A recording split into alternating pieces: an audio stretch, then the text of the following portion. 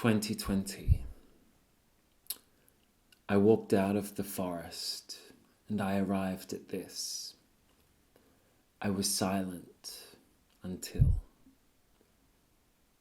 Imagine if this is the way that I die.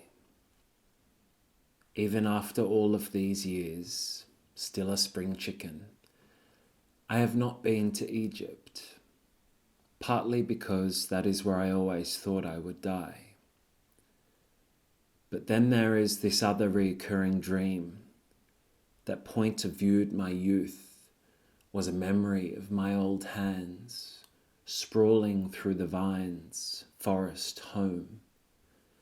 I have had a home in the forest, and I rush through the home found and made in the lower trunk trestle of a belly of a tree, and I rush to the resting place. And then I always die. I always wake up. I don't know how many of us look at the scene and play a game of what if. Perhaps only the parents, and even they are a dying breed. I don't know who else imagines how they will die. It does not come with caution. Fear not. It's not as real as a feeling, and it comes with no wishful, bashful, shy untold, but it comes with being, with fragility. We may one day get to watch decay. It requires patience, but it happens much quicker than you think.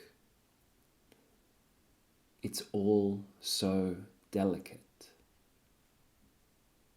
Name the scariest creature or the nightmare behind your screams, and even there, a fine balance is housed behind the armor. So delicate and fragile.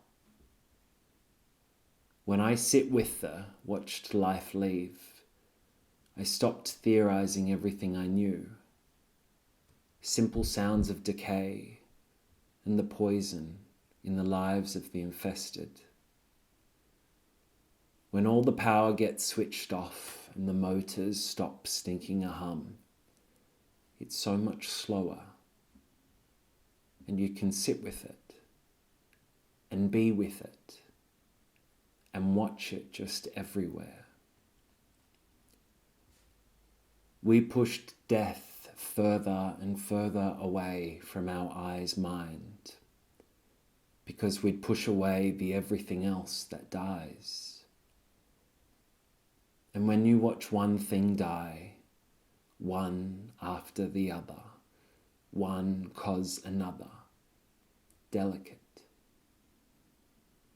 And this fever's not far away from the boar avoiding his next hunter, or the sun-bleached crop with empty wishes of rain, and the squelch of the everything else that dropped forest floor of rot and trample, housed behind the armor, fragile.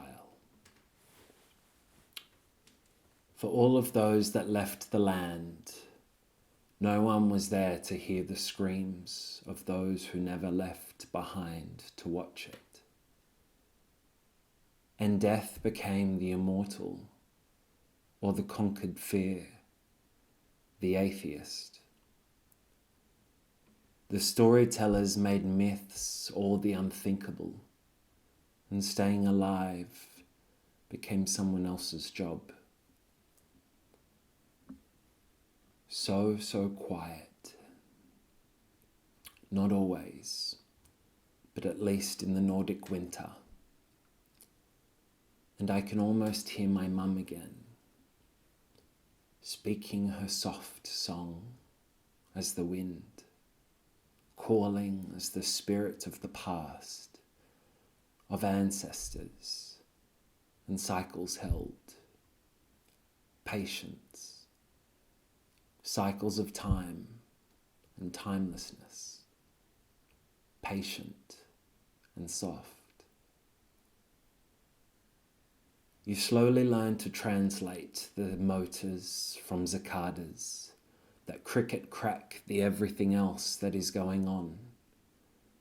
And as of you, I too wear the name tag called adaptation. Of the latest dreams, I undid the sea and woke with squid ink stained sheets, saturated. And I'd had this fever for days. Next time I covered the bed in towels and played the sound of rain as I'd grown weary of the silence. And I wondered, how will I die?